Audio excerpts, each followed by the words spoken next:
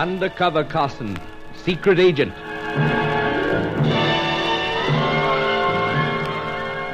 Operation Death Ray, an assignment in Rio.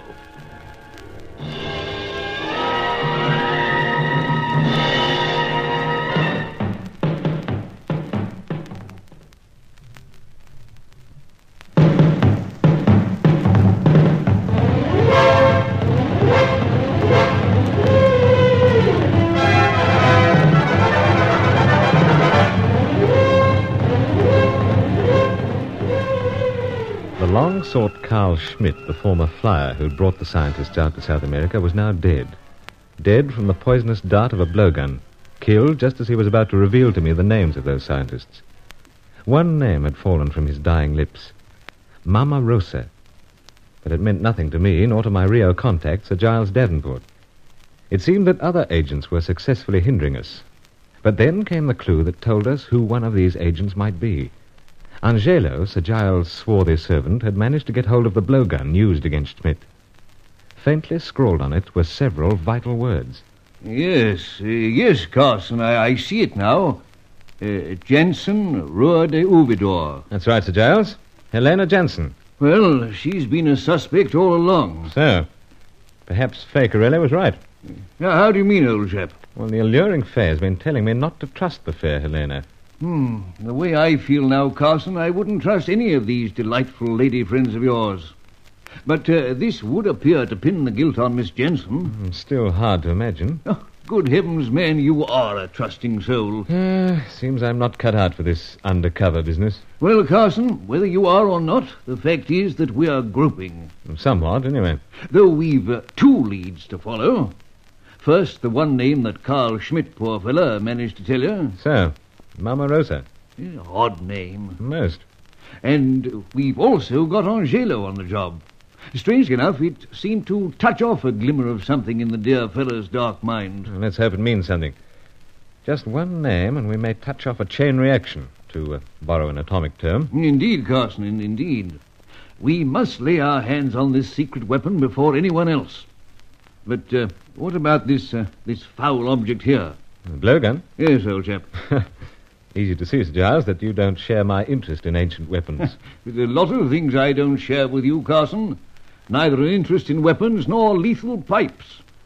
Bird watching is the only hobby common to both of us. And what an intriguing bird we have to watch. How do you mean? Helena Jensen. Oh, of course, yes. It's still hard to imagine her in the role of a murderess. Last time I spoke to her, there was something disarmingly frank in her manner. A very handy trait for someone in her position to have. Realize that. Still hard. That soft spot of yours again, Carson? Perhaps so. Howsoever, if I were to try shock tactics, it might throw her off her balance. Shock tactics, Carson? Present her with this. Oh, I get it, yes. The blowpipe. So? Well, hello. Surely Angelo hasn't struck oil so soon. We'll find out. Hello? Am I through to the apartment of Sir Giles Davenport? Yes, I do believe you are. Is it possible that Monsieur Bruce Carson is there? Carson? For me? Yes, a woman, a voice familiar. Fakerelli. Oh, yes, the dancer. Please, are you there? Right here. Hold on a split second, my dear. Here, old chap, you take over. Right. That you, Fay? Oh, Monsieur Bruce, I am so happy to find you. What's the trouble? I must warn you. Warn me? How's that?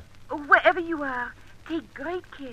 Most especially of all, do not come to El Rocco. Why? Your dancing act not up to its usual divine standard? Monsieur Bruce, this is not what you call a joke. I am ghastly serious. All right. What are you warning me about? All I can say is this. In the corner of El Rocco tonight, I overhear some men speaking about you. Men? What sort? The loud dressers. Local dandies? Oui, the same type. They plan trouble for you. Any details of that? No, I cannot hear. I pretend to be getting ready for my dance. Oh, but I must go. In a few minutes I appear again. Well, maybe I should drop down and see you. No. I would be so distressed that I would not be able to dance for fear for you. Oh, but when am I going to see you? I will get in touch with you tomorrow. I'll be waiting. rapturously. Oh, you are so sweet, Monsieur Bruce. But take great care. Goodbye. You hear all that, Sir Giles? I did. Lovely creature. Well, I hate to appear cynical. What cause for that? Distrust these lady friends of yours, Carson. It's strange how Mademoiselle Corelli pops up. I find it rather enchanting. Don't think me an old stick in the mud, but take care. Oh, never fear, Sir Giles. While Angelo's trying to get something on Mama Rosa, I'll attend to Miss Helena Jensen.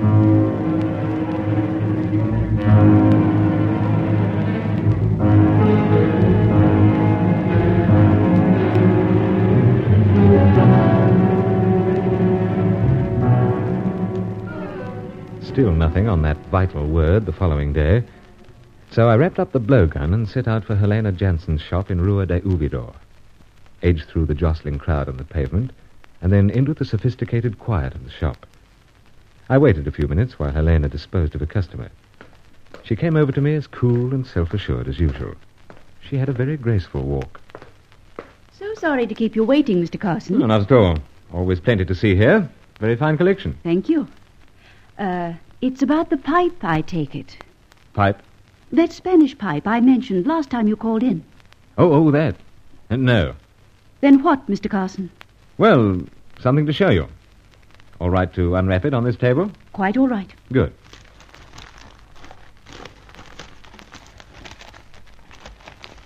A blowgun. So, Miss Jensen, the whispering death of the primitive jungle. And why bring it here, Mr. Carson? I'm rather curious about the faint scribble on it. Where? Oh, how very interesting. Yes, 'tis rather. This is the blowgun that was stolen from here some time ago. Stolen, eh? Yes, stolen. You, told the police, I suppose? As it happened, I did not. Odd. Very odd, Mr. Carson. Finding you with it. Collector of ancient and lethal weapons, you know. Then what are you doing here with it? Curious about the name, that's all. As I said before. I told you the blowgun was stolen. I rather perceive that you doubt my word. Perish the thought. Then all I can do is to thank you for returning my stolen property.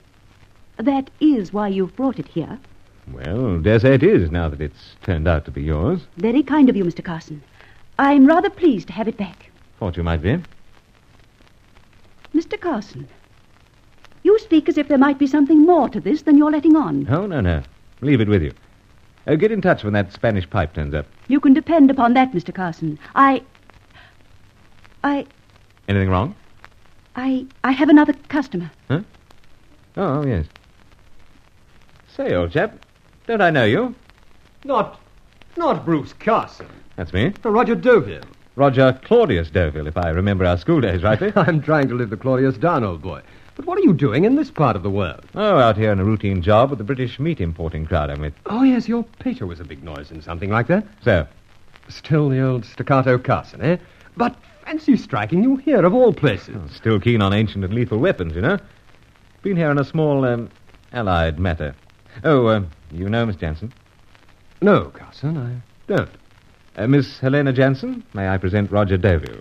I'll spare you the Claudius. Very pleased to meet you, Miss Jansen. How do you do? Well, dare say you've something you want here, Roger. Actually, I'm just browsing. Looking for a few knickknacks for a place I have out of town. Oh, you're living here? Have been for some time now. But this calls for a drink, Carson. You'll pardon me for rushing him off, Miss Jansen. Not at all. I'll drop in some other time. Very pleased to meet you, Miss Jansen. Now, Carson, let's be off. I know just the place.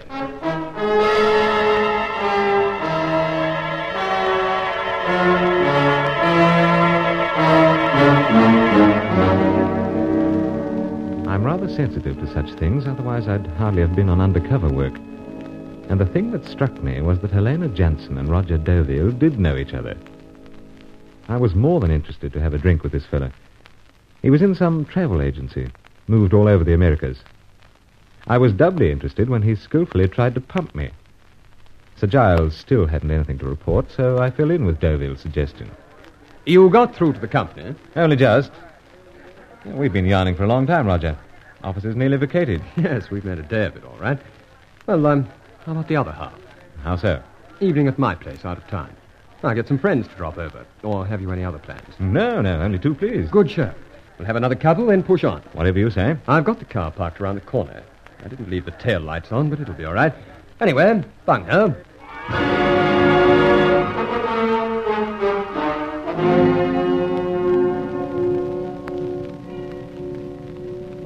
Must be some money in this travel business. What makes you say that? This car. Well, it's not a bad job. I prefer the English jobs. And speaking of them, that was a pretty smooth one this afternoon, eh? I don't think I follow. Miss Jansen. Oh, yeah. I see what you mean. Doing a line there, Carson? No. Only business. Well, there's an occasion when any man should combine business with pleasure. Very rare. Strange you don't know her, Roger. Oh, why should I? Oh, in and out of Rio, as you are? Attractive English girl like that? Well, Rio's a big place, Carson. Plenty of attractive girls, all nationalities. But wait till I get some of the crowd over tonight. I'll bet they stirred a low whistle or two out of the old staccato Carson. Anyway, we're getting out of town now. I'll step her up. I fear not. Carson, did you? No. The words are spoken from the back. Do not look round. Either of you. Carson, what's the meaning of this? About to ask you, old chap. After all, your car. Indeed, it is the senor's car, but both of you English gentlemen are required at a certain destination for questioning. You will take the next turning on the left, if you please. What does a fellow do in a situation like this? Why ask me, old chap? Allow me to provide the answer. Do as I say, implicitly. And be well assured, the guns that you feel at the back of your necks are not unloaded.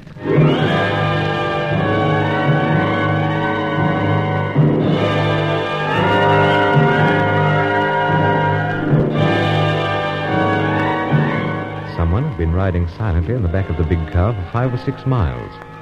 The guns nudged at our necks. Deauville swung the car around to the left, and so began one of the less entertaining interludes in Operation Death Ray.